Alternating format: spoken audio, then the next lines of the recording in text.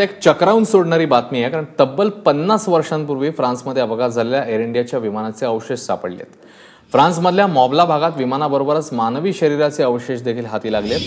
1966 मध्ये एअर इंडियाचं बोईंग 707 हे विमान मुंबईहून न्यूयॉर्कला जात होतं. त्यावेळी विमानाचा मॉबलाजवळ अपघात झाला. अपघाताच्या वेळी विमानात 117 प्रवासी प्रवास करत होते. याआधी 1950 मध्ये एका दुसऱ्या विमानाचा अपघात याच परिसरातल्या आल्प्स पर्वतरांगांमध्ये झाला होता, ज्यात 50 प्रवासी होते. त्यामुळे सध्या सापडलेले विमानाचे आणि मानवी शरीराचे अवशेष या दोन अपघातग्रस्त विमानांपैकी असल्याचा अंदाज वर्तवण्यात येतोय.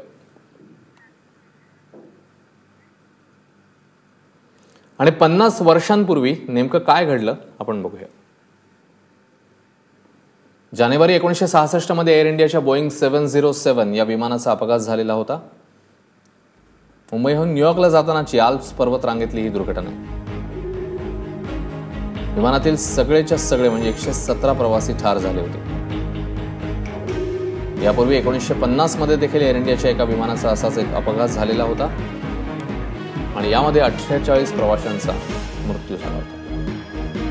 आणि विमान अपघात अभ्यासकाला जवळपास 50 वर्षांनी काही अवशेष सापडलेले आहेत आणि जे या दोन अपघातग्रस्त विमानांपैकीच एक असू शकतात. हात आणि पायांचा या अवशेषांचा समावेश याच्यामध्ये आहे.